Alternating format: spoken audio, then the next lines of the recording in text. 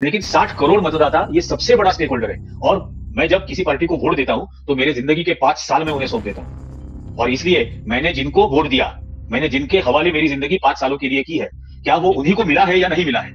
Bharatiya Janata party से ज्यादा किसी भी सरकार ने आज तक थूका हुआ चाटा नहीं है। बोलता हिंदुस्तान पे तमाम दर्शकों का स्वागत है। देश में लोकतांत्रिक व्यवस्था मजबूत हो, ये भारत के लिए सबसे ज्यादा जरूरी है, क्योंकि पूरी दुनिया में मदर ऑफ डेमोक्रेसी के नाम से हमें पहचाना जाता है। और हम कहते भी हैं, हमारे जो रिप्रेजेंटेटिव हैं पॉलिटिकली, वो पूरी दुनिया में जब दौरा करते हैं तो कहते हैं कि हम उस देश से आए हैं जो मदर ऑफ डेमोक्रेसी है। लेकिन इस मदर ऑफ डेमोक्रेसी में अब सवाल ये खड़ा हो रहा है कि ये मदर ऑफ डेमोक्रेसी मजबूत क्या ईवीएम से होगी या बैलेट पर वापस जाना होगा। इन तमाम सवालों के बीच आज चर्चा कर रहे हैं हम। हमारे साथ जुड़ रहे हैं निरंजन टाकले जी, वरिष्ठ पत्रकार हैं, उनके साथ हम चर्चा करेंगे। निरंजन जी, स्वागत है आपका बोलते हैं हिंदुस्तान में। जी धन्यवाद। निरंजन जी, मदर ऑफ डेमोक्रेसी में अगर ये सवाल खड़ा हो जाए 70-75 साल के बाद कि आप वोटिंग करें तो करें कैसे, तो क्या ये लोकतांत्रिक व्यवस्था के लिए अच्छे संकेत हैं कि हम डेमोक्रेसी को मजबूत करने की तरफ सोच रहे हैं, या इस बात के संकेत हैं कि कहीं ना कहीं डेमोक्रेसी में एक डेंट लगाने की शुरुआत ईवीएम के जरिए हुई थी? जी डेफिनेटली, ये बात तो सच है कि पिछले 9 साल से हम देख रहे हैं कि ईवीएम के जरिए इस डेमोक्रेसी को डेंट लगाने की पूरी कोशिश हो रही है और कामयाब कोशिश हो रही है। और जहां तक बात है, आप जैसे आपने कहा मदर ऑफ डेमोक्रेसी, तो मदर ऑफ डेमोक्रेसी ये दुनिया हमको नहीं कहती, हम झूठ कहते हैं अपने आप के बारे में कि हम मदर ऑफ डेमोक्रेसी है। तो हम बिल्कुल ही मदर ऑफ डेमोक्रेसी नहीं है। डेमोक्रेसी क्या बची है इस देश में? डेमोक्रेसी ने अपनी आखिरी सांसें भी अ, गिन ली है। जब 150 सांसद ये लोकसभा से निष्कासित करने के बाद एक न्याय प्रक्रिया को बदलाव लाने वाली एक अलग संहिता ये पास की जाती है 150 लोगों को हटाकर, और उसका नतीजा क्या हुआ हमने देखा। 2 दिन ट्रांसपोर्टर्स ने स्ट्राइक किया तो सरकार को उसमें से एक प्रावधान वापस लेने की नौबत आ गई। मतलब ये सरकार तो ऐसी हम देख रहे हैं पिछले कई सालों से, जो मतलब भारतीय जनता पार्टी से ज्यादा किसी भी सरकार ने आज तक थूका हुआ चाटा नहीं है। चाहे आप सीए एनआरसी ले लो, कृषि कानून ले लो, फार्म एक्ट जो किए थे वो हो गए, या अभी ये रिसेंट जो आया है न्याय संहिता का जो लाया है, तो डेमोक्रेसी तो खत्म करने की इन्होंने पूरी कोशिश की है। और अगर ये अपने आप को कहते हैं कि हम मदर ऑफ डेमोक्रेसी है, तो पूरी दुनिया में चिल्ड्रन ऑफ डेमोक्रेसी तो बैलेट पेपर यूज करती है। चिल्ड्रन ऑफ डेमोक्रेसी ईवीएम पर भरोसा नहीं करती। चिल्ड्रन ज्यादा पढ़े लिखे हैं, ज्यादा समझदार है, ज्यादा टेक्नोलॉजिकली एडवांस्ड है। और सारे डेमोक्रेसी के चिल्ड्रन पूरी दुनिया में जितने हैं, वो सारे के सारे बैलेट पेपर का इस्तेमाल कर रहे हैं। ये मदर ही बहुत अड़ियल है, ये सरकार, जो अभी तक मानने को तैयार नहीं है कि हमको बैलेट पेपर पे फिर से जाना चाहिए। निरंजन जी, लेकिन ऐसे में आर्गुमेंट ये भी है कि ईवीएम हम इसलिए लाए थे कि वक्त कम लगे। भारत की आबादी बड़ी है और आम चुनाव अगर लोकसभा के हम देखें, अगर होते हैं देश में, तब एक बहुत बड़ी आबादी जब वोट करती है तो टाइम कंजम्पशन को कम किया जा सके, मैन पावर का कम से कम इस्तेमाल हो और रिजल्ट सबसे पहले आ जाए। इसको ध्यान में रख के ये चीज लाई गई थी। अब ये कहा जा रहा है कि जब विपक्ष कहीं हार जाता है, तब ये सवाल एक बार फिर चर्चा में आ जाता है, और जैसे ही चुनाव खत्म होते हैं या उस हार के डर से या उस हार के फोबिया से विपक्ष बाहर निकलता है, तो ये सवाल कहीं फिर पीछे चला जाता है। नहीं देखिए, मुझे याद है कर्नाटक और हिमाचल के चुनाव के बाद कांग्रेस ने कहा था कि हम जीते हैं, लेकिन इसके बावजूद हमारे ईवीएम के बारे में जो सवाल है वो सवाल बरकरार है। तो ये बात तो बिल्कुल साफ विपक्ष ने भी कही थी, चुनाव जीतने के बाद भी कही थी। रही बात जो आपने प्रोसेस की बात की, तो मैंने देखे हैं बैलेट पेपर के चुनाव, कई सारे देखे हैं। मैंने पहली चुनाव 78 में देखा था जब मैं छोटा था, लेकिन मैं एक काम करता था उस वक्त भी। तो तब से मैं देखते आ रहा हूँ कि ज्यादा से ज्यादा 3 चरण में पूरे देश में वोटिंग होता था। और 2 दिनों में काउंटिंग होकर उसका नतीजा लोगों के सामने आ जाता था। तो ये सारी प्रक्रिया मतलब ज्यादा से ज्यादा 1 हफ्ते में हो जाती थी पूरे, जब ठीक। बैलेट पेपर गिने जाते थे। अब ईवीएम आने के बाद 2-2 महीने इसके नतीजे नहीं मिलते हैं। मतलब वोटिंग खत्म हो जाती है, ईवीएम मशीन लॉक कर दी जाती है, उसके 2 महीने बाद काउंटिंग होती है। तो 2 महीने क्यों लेते हो? इनफैक्ट ईवीएम तो इतना असरदार है कि उसी बूथ पर जहां पर वोटिंग हुआ है, उसी बूथ ठीक। पर तुरंत उसकी काउंटिंग होके 2 घंटे में नतीजा दिया जा सकता है। तो क्यों नहीं किया जाता ऐसा? तो ये होना चाहिए। क्या मशीन रिप्लेस करने के लिए ये नहीं किया जाता? क्या उसमें बाद में कुछ बदलाव लाने के लिए, कुछ जो उसमें जो रेडियो फ्रीक्वेंसी इंटरफेस है उसके जरिए कुछ डेटा एक्सचेंज किया जाता है और तब जाकर नतीजे आते हैं, और उसके लिए इनको सरकार को समय लगता है? तो ठीक। ईवीएम के जरिए तो डेमोक्रेसी खत्म हो रही है। आपको भी पता होगा, दर्शकों को भी पता है, 19 लाख ईवीएम चोरी हो गए हैं। पूरे देश में चुनाव करने के लिए 26 लाख की जरूरत है, उसमें से 19 लाख ईवीएम चोरी हुई है। लेकिन ना इलेक्शन कमीशन कहती है इसके बारे में कि जांच करो, ढूंढो ये ईवीएम कहां पर है। ना सरकार, ना पुलिस, ना सुप्रीम कोर्ट, कोई भी नहीं कहता कि ये जो लापता 19 लाख ईवीएम से वो कहां है। अब उन्हीं लापता ईवीएम के जरिए अगर रिप्लेसमेंट होती है मशीन्स ठीक। की, तो किसको पता? ठीक। ऐसे में सर, क्या ईवीएम को हैक करके वहां पर जनमत को बदल देना, ये लोकतांत्रिक व्यवस्था में चुनौती नहीं है उन वोटर्स के लिए जो अपने एक वोट को सबसे बड़ा अधिकार मानते हैं और ये कहते हैं कि हम जिम्मेदार नागरिक हैं, इसलिए हम वोट करेंगे? क्या ये एक चुनौती नहीं मिल रही है एक एक मतदाता को, एक एक वोट के लिए? डेफिनेटली मिल रही है। और मेरा तो ये हमेशा मानना है कि किसी भी चुनाव में मैं एक आम मतदाता के जरिए मैं सबसे बड़ा स्टेक होल्डर हूं। क्योंकि मतदाताओं की संख्या इस देश में 60 करोड़ के आसपास है, उससे भी ज्यादा है। और पॉलिटिकल पार्टीज कितनी होगी पूरे देश में? 30-40 पार्टीज होगी। लेकिन 60 करोड़ मतदाता ये सबसे बड़ा स्टेक होल्डर है। और मैं जब किसी पार्टी को वोट देता हूं तो मेरे जिंदगी के 5 साल में उन्हें सौंप देता हूं।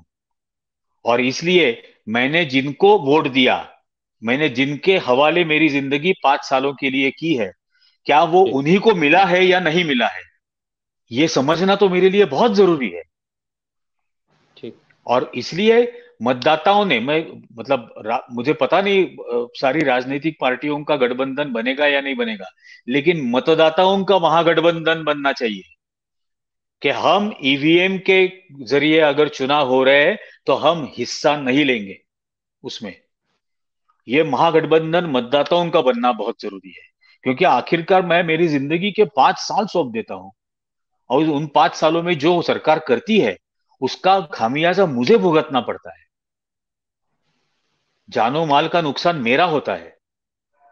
और इसलिए ये बहुत बहुत जरूरी है। लेकिन सर, ऐसे में जब चुनाव आयोग के सामने, हम एक लंबे वक्त से देख रहे हैं विपक्ष कह रहा है कि चुनाव आयोग से कि आप ईवीएम को रिप्लेस कीजिए, ईवीएम को लेकर जो सवाल हैं, जो संदेह हैं, जो शक है, उस पर बात कीजिए। लेकिन चुनाव आयोग के पास शायद एक रटा रटाया या एक एक एक स्टेटमेंट है जिसे वो रीड आउट कर देते हैं कि नहीं, हमारी ईवीएम सबसे सुरक्षित है। मजबूरी है चुनाव आयोग की कि ईवीएम पर डटे रहना है, या फिर कोई ऑप्शन नजर नहीं आ रहा, वापस लौटना नहीं चाहते बैलेट पर? नहीं नहीं, इलेक्शन कमीशन ये सरकार की गुलाम हो चुकी है इस देश के। और सरकार नहीं चाहती कि ईवीएम हटे और बैलेट पेपर आए। और इसके लिए हमने देखा इलेक्शन कमीशन के पास नरेंद्र मोदी, अमित शाह, जेपी नड्डा, राजनाथ सिंह, इन सारे नेताओं ने 2019 के चुनाव में जितना कोड ऑफ कंडक्ट का भंग उन्होंने किया था अपने भाषणों के दौरान या अपने कैंपेन के दौरान, तो उसके खिलाफ जितनी शिकायतें इलेक्शन कमीशन की थी, एक का भी उन्होंने एक्नॉलेजमेंट नहीं लिया था। एक भी शिकायत का उनके ऊपर असर नहीं हुआ था। लेकिन विपक्ष के बारे में, मतलब कुछ घंटों के भीतर ठीक। कोड ऑफ कंडक्ट की कार्रवाई उस वक्त इलेक्शन कमीशन कर रहा था। 3 इलेक्शन कमिश्नर में से एक इलेक्शन कमिश्नर ने जब अपना नोट ऑफ डिसेंट दिया, तो तुरंत उसके फैमिली पर रेड्स और इनकम टैक्स की रेड, सीबीआई की रेड, ये सब शुरू हुआ था। ये देखा है। तो इलेक्शन कमीशन डरी हुई है, जिस तरह से हम देखते हैं जुडिशियरी डरी हुई है। जुडिशियरी में कोई नहीं चाहता कि उनका भी जज लोया बन जाए। तो आज ये सारी इंस्टीट्यूशंस, जिन इंस्टीट्यूशंस के ऊपर जिम्मेदारी है इस देश के संविधान की रक्षा करना, इस देश के संविधान में जिन मूल्यों के बारे में बात की है उनकी रक्षा करना, और इस देश के आम नागरिक के सारे कॉन्स्टिट्यूशनल राइट्स का की रक्षा करना, ये जो इंस्टीट्यूशंस पर निर्भर करता है, वो इलेक्शन कमीशन और जुडिशियरी, ये अगर सरकार को सरेंडर हो जाती है, तो अब लोगों को दूसरा कोई चारा नहीं है, लेकिन रास्ते पर उतरना पड़ेगा। ऐसे में सर पॉलिटिकल पार्टीज अगर ईवीएम का विरोध करती हैं, उसके खिलाफ जाती हैं, तो उनके खिलाफ आर्गुमेंट सीधे तौर पर बीजेपी का यही होता है कि आप जहां चुनाव जीते हैं वहां पर ईवीएम को दोष नहीं देते हो, जहां हारते हैं वहां ईवीएम को दोष देते हैं। ऐसे में ये डिरेल हो जाती है पूरी की पूरी बहस इस मुद्दे पर, ईवीएम को लेकर। क्या आपको लग रहा है कि जी जनता में ये मुद्दा बनना चाहिए, जो मतदाता है उसको खुद अब सामने आकर कहना होगा कि ईवीएम नहीं, बैलेट पे आइए, तभी ये मुद्दा एक संजीदा तौर पर, एक सीरियस नोट पर आगे बढ़ पाएगा? बिल्कुल जनता को कहना चाहिए, क्योंकि जैसे मैंने पहले कहा कि हम 60 करोड़ लोगों के 5 साल की जिंदगी सरकार के हवाले हम करते हैं, या उस पॉलिटिकल पार्टी के हवाले करते हैं, और उन 5 सालों में जो भी हमारा जानो माल का नुकसान होता है वो हमको भुगतना पड़ता है। तो अगर मेरी जिंदगी के 5 साल मैं किसी को दे रहा हूं, तो उसका उसकी जवाबदेही तय करना ये मेरी जिम्मेदारी है, ये आम मतदाता की जिम्मेदारी है, उस सरकार की जिम्मेदारी तय करना। और दूसरी बात, जहां कर्नाटक में और हिमाचल प्रदेश में कांग्रेस की जीत हुई, वहां आप देखिए कि डायरेक्ट फाइट थी कांग्रेस और बीजेपी के बीच में, ये दो पार्टी के बीच में। तीसरी कोई पार्टी इन इन स्टेट्स में नहीं थी। जहां तीसरी पार्टी थी, कर्नाटक में एमआईएम ने भी चुनाव लड़ा था, कर्नाटक में एनसीपी ने लड़ा था, कर्नाटक में जेडीएस ने लड़ा था, लेकिन वहां मतदाताओं का महागठबंधन बन गया था। तो मतदाताओं ने अपने वोट को डिवाइड नहीं होने दिया, उन्होंने पूरी जोर शोर से एक सिंगल पार्टी को वोट दिया और चुन के लाया। ये दोनों स्टेट में ये हुआ। लेकिन हर राज्य में ये होना मुमकिन नहीं है, हर राज्य में अलग अलग फाइट होती है। मतलब उत्तर प्रदेश में अगर होगी तो समाजवादी भी होगी, बीएसपी भी होगी, कांग्रेस भी होगी, तो वोट, अपोजिशन के वोट डिवाइड हो जाते हैं। और जहां डिवीजन होती है वहां वहां हर जगह पर बीजेपी को फायदा पहुंचता है। और इसलिए ये जो लॉजिक कहा जाता है कि जहां सरकार चुन के आती है विपक्ष की, वहां ईवीएम की शिकायत नहीं होती, क्योंकि वहां वोट डिवीजन नहीं होती। पहली बात तो ये पहली बात है। दूसरा बात है कि एक ईवीएम कितना मैनिपुलेट कर सकते हो। मैं खुद इलेक्ट्रॉनिक्स इंजीनियरिंग किया हूं, और ईवीएम का हैकिंग का जो एक लंदन में प्रेस कॉन्फ्रेंस हुआ था सैयद शुजा का, वो करने भी मैं गया था वहां पे। तो मैंने मुझे मालूम है वो किस तरह से हैक अगर करना है तो किस तरह से हैकिंग हो सकती है। तो 15% से 15 या 20% से ज्यादा एक मशीन में एडिशनल हैकिंग नहीं हो सकती है। तो 1000 की अगर एक बूथ पर एक ईवीएम मशीन है, तो वहां 150 वोट या 200 वोट ये मैनिपुलेट किए जा सकते हैं। तो ऐसी सूरत में जहां जहां पर विपक्ष को 50% से ज्यादा वोट मिले, वहां पर बीजेपी हारी। ठीक। और जहां डिवीजन हुई वहां 20% मैनिपुलेशन के जरिए बीजेपी वहां हर जगह पर चुन के आई है। ये देखा है। और अभी तो हमने ये देखा है उत्तर प्रदेश के चुनाव के बाद से लेकर कि डायरेक्टली मशीन रिप्लेस हो रहे हैं। ट्रक के ट्रक आते हैं और ट्रक के ट्रक मशीन लेकर चले जाते हैं। तो डायरेक्ट मशीन रिप्लेसमेंट हो रही है। और इसलिए मैं ये सवाल पूछ रहा हूं कि वो 19 लाख ईवीएम मशीन जो गायब है, उसका उत्तरदायित्व किस पर है? क्या इलेक्शन कमीशन जिम्मेदारी लेगा? क्या उस मॉडल के सारे ईवीएम बदल देगा? एक अलग ही मॉडल ईवीएम का क्या आ सकता है इस चुनाव में? नहीं आ सकता है, ये मुमकिन नहीं है। और इसलिए मैं कहता हूं कि ईवीएम बाजू में रखो। ईवीएम पर लोगों का ही भरोसा नहीं रहा है। पिछले 2019 के चुनाव में हमने देखा 370 कॉन्स्टिट्यूएंसीज में नंबर ऑफ वोट्स पोल्ड और नंबर ऑफ वोट्स काउंटेड में फर्क था। तो ऐसी सूरत में ईवीएम पर भरोसा बिल्कुल नहीं किया जा सकता। अच्छा सर, अभी जब वक्त बहुत कम है, शायद 3 या 4 महीने का गैप होगा कि दो लोकसभा चुनाव आ जाएंगे, ऐसे कम वक्त पे क्या ऑप्शन हो सकता है? क्या जो अभी इंडिया गठबंधन की तरफ से एक प्रपोजल दिया गया कि आप वीवीपैट की जो पर्ची हैं उनका भी 100% काउंटिंग उनकी भी कीजिए और ईवीएम की भी 100% काउंटिंग कीजिए, क्या ये एक तरीका हो सकता है, बीच का एक रास्ता हो सकता है इतने कम वक्त में? अगर कन्वर्जन नहीं हो सकता है, आप ईवीएम से सीधे बैलेट पर नहीं आ पाते, तो क्या ये एक रास्ता बन सकता है बीच का? नहीं, सबसे अहम बात तो ये है कि बैलेट पर इमीडिएटली आना पॉसिबल है। अच्छा। पहले जब बैलेट पर चुनाव होते थे, जी। इसके पहले, तो जी। जिस डिस्ट्रिक्ट में सारे उम्मीदवारों ने अपनी अर्जी दी है, नॉमिनेशन पेपर फाइल किया है, तो नॉमिनेशन पेपर फाइल करने के बाद उसको उसका वेरिफिकेशन होता था। जो रिजेक्ट होने हैं वो रिजेक्ट होते थे। उसके बाद एक विड्रॉल की लिमिट रहती थी। वो विड्रॉल की लिमिट पूरी होने के बाद वहां का डिस्ट्रिक्ट कलेक्टर वो बैलेट पेपर प्रिंटिंग करवाता था लोकली। और वो बैलेट पेपर प्रिंटिंग करने के बाद बैलेट पर वहां चुनाव होते थे। तो ये अगर टेक्नोलॉजी जब एडवांस नहीं थी, ऐसे 20 साल पहले अगर ये होना मुमकिन था, तो आज तो बहुत ही ज्यादा मुमकिन है। तो पहली बात तो बैलेट पर इमीडिएटली कन्वर्ट हो सकते हैं, इसमें ठीक। कुछ भी देरी नहीं आ सकती। रही बात दूसरी, वीवीपैट की, तो एक तो बात यह ठीक। है कि वीवीपैट का प्रिंटिंग जो होता है वो थर्मल प्रिंटर पे होता है। और ठीक। थर्मल प्रिंटर की जो प्रिंट आउट है वो ज्यादा ठीक। से ज्यादा 48 घंटे रहती है। अब ठीक। आज चुनाव होने के बाद अगर उसकी काउंटिंग आपने 1 महीने के बाद रखी, तो ठीक। मेरे पास जो ठीक। या मिला है, ठीक। वो जो थर्मल प्रिंट आउट निकली है, वो ठीक। थर्मल प्रिंट आउट तो वैसे भी इरेज हो जाएगी। ये थर्मल प्रिंट ठीक। आउट हमको मिलते हैं, एटीएम मशीन पर थर्मल प्रिंट आउट मिलता है, जी जी जी। जी। पेट्रोल पंप पर मिलता है, वो रहता नहीं है उसकी प्रिंट। ठीक। 48 घंटे के बाद वो इरेज हो जाना शुरू हो जाता है। तो इसका मतलब क्या होगा कि प्रिंटर रिप्लेस करने पड़ेंगे। तो क्या 40 लाख प्रिंटर सरकार रिप्लेस करेगी? तो ठीक। इसके बजाय ये बहुत आसान है कि इमीडिएटली आप पैलेट पर कन्वर्ट हो जाओ। ठीक। सर, जिस तरह से भी हमने देखा आईफोन को लेकर किस तरह से अलर्ट्स आए, और उसके बाद पेगासस का मामला सामने है, क्या इस सब के बावजूद भी चुनाव आयोग ये मानने को तैयार नहीं है कि ईवीएम हैक भी हो सकती है? कई एक्सपर्ट्स, जिस तरह से आप एक प्रेस कॉन्फ्रेंस का भी जिक्र कर रहे हैं, वहां पर भी ये बताया गया कि ईवीएम हैक हो सकती है। तो ऐसे में पॉसिबिलिटी पर बात करना क्यों नहीं चाहता है चुनाव आयोग? क्यों ये इस बात पर आर्गुमेंट बार बार होता है कि नहीं, ईवीएम हैक नहीं हो सकती, उसके बचाव के लिए इस्तेमाल किया जा सकता है ये रास्ता? इस आर्गुमेंट को मानने को तैयार क्यों नहीं होता चुनाव आयोग कि ये भी हैक हो सकता है? हैक प्रूफ क्यों मानता है अपनी ईवीएम को चुनाव आयोग? देखिए, मैं एक आपको थोड़ा सा अलग एग्जांपल देता हूँ।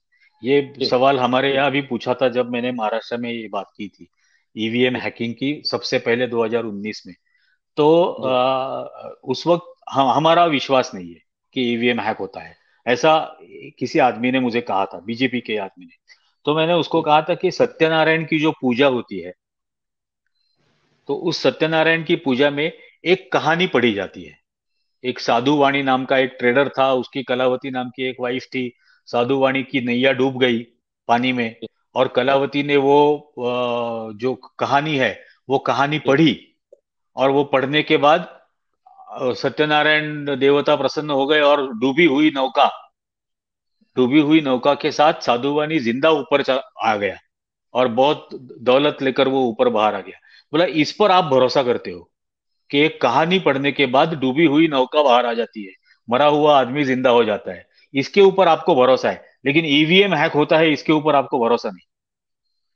तो ये इलेक्शन कमीशन का जो ये कहना है जी। कि हमारी ईवीएम हैक ही नहीं होती, ये अड़ियल तरीका है।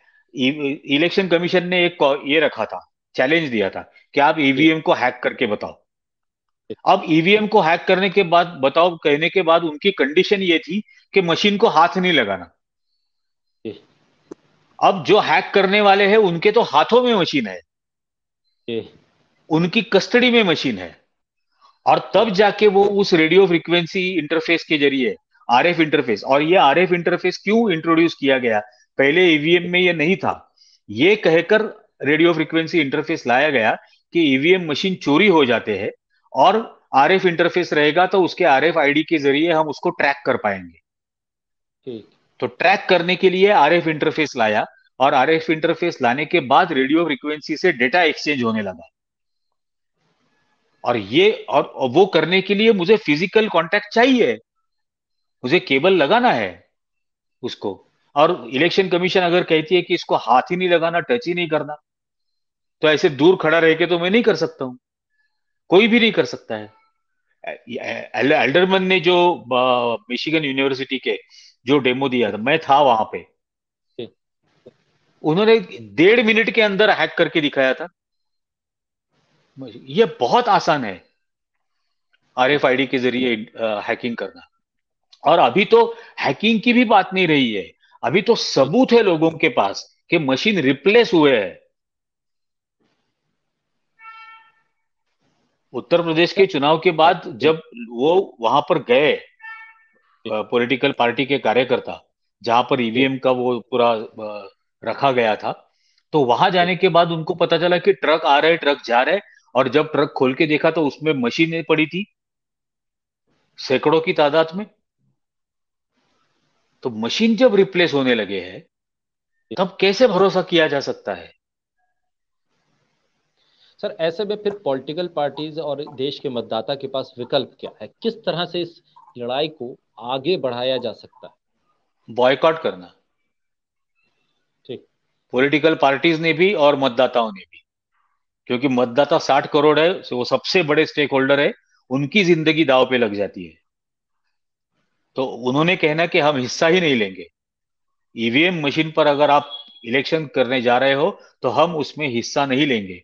और पॉलिटिकल पार्टीज ने भी कहना, कितने हो गए, बीजेपी के 33% वोटर्स तैयार हो जाएंगे ना, क्या हम हिस्सा लेंगे।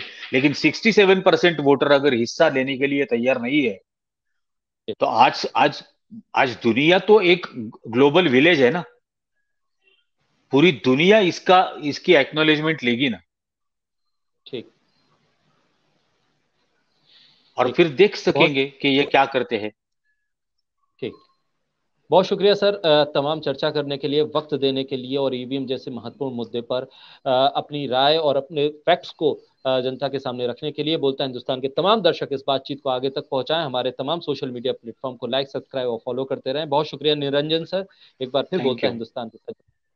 Thank you. Thank you sir.